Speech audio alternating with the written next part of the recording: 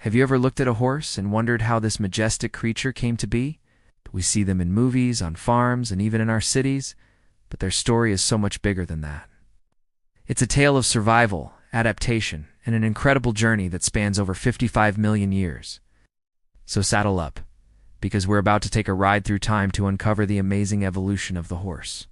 Believe it or not, the earliest ancestor of the horse wasn't much bigger than a fox terrier. This little creature, called Hyracotherium, or sometimes Eohippus, meaning dawn horse, lived in the swampy forests of North America and Europe. Instead of a single hoof, it had multiple toes on each foot, 4 on the front and 3 on the back. It was a browser, nibbling on soft leaves and fruits. Imagine that tiny animal scurrying through the undergrowth. It's a world away from the powerful horses we know today. So how did we get from a forest-dwelling creature the size of a small dog to the modern Equus? The answer lies in a changing world. Over millions of years, the climate began to cool and dry out. The dense forests started to recede, giving way to vast, open grasslands. This was a game-changer for the horse's ancestors. The soft forest floor was replaced by hard, open ground, and the leafy diet was replaced by tough, abrasive grasses. This environmental pressure was the driving force behind their evolution. To survive on the plains, they needed to be able to run fast to escape predators. This led to a gradual reduction in the number of toes. Side toes became smaller and smaller, while the central toe grew larger and stronger, eventually evolving into the single, powerful hoof we see today.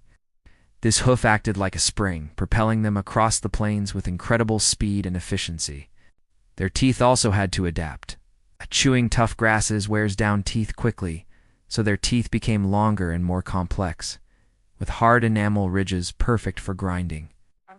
Their skulls elongated to accommodate these larger grinding teeth, and their necks grew longer, allowing them to graze on the ground while still keeping a watchful eye out for danger. They were becoming specialized running and grazing machines. As these proto-horses spread across the continents, they diversified into many different branches. Think of it like a big, bushy family tree, not a straight line. There were 3-toed horses like Mesohippus and Myohippus, and later more advanced grazers like Merychippus, which is considered a pivotal ancestor.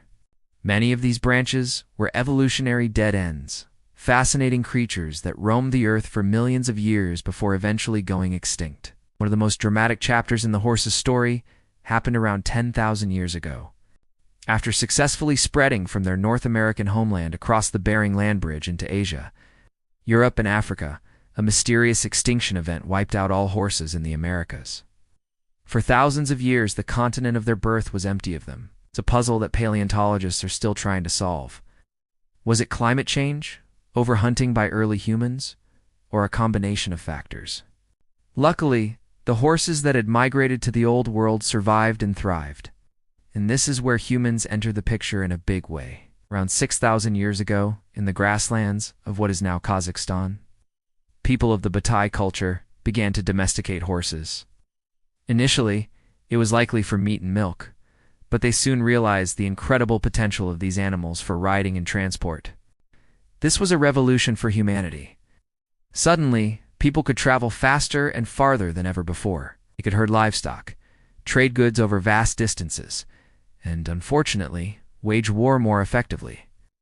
The horse became a symbol of power, wealth, and status.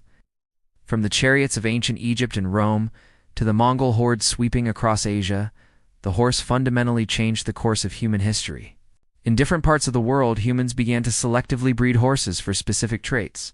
On the deserts of the Middle East, the sleek and elegant Arabian was developed, prized for its endurance and stamina. In the cold, damp climates of Europe, powerful, heavy-set draft horses like the Shire and the Clydesdale were bred to pull plows and heavy wagons, becoming the engines of agriculture and industry before the steam engine. Then, in the 15th and 16th centuries, the story came full circle. Spanish explorers like Columbus and Cortes brought horses back to the Americas. Some of these horses escaped or were released, forming vast wild herds that spread across the plains. These were the ancestors of the iconic American Mustang. For the Native American tribes of the Great Plains, the arrival of the horse was transformative. It changed their way of life, turning them into formidable hunters and warriors, and creating the vibrant horse culture we often associate with the American West. From there, the diversity just exploded. Think about it today. We have the powerful thoroughbred, bred for pure speed on the racetrack. We have the nimble quarter horse, perfect for quick turns and bursts of speed in ranch work. There are gentle ponies for children, sturdy draft horses for pulling, and graceful dressage horses that seem to dance with their riders.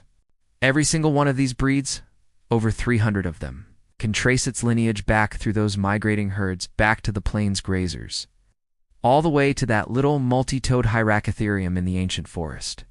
So the next time you see a horse, whether it's pulling a carriage, racing down a track, or grazing peacefully in a field, take a moment to appreciate its incredible journey. It's a living, breathing piece of history, a survivor of extinction, and a partner that has walked, trotted and galloped alongside humanity for thousands of years, shaping our world in ways we're still just beginning to understand.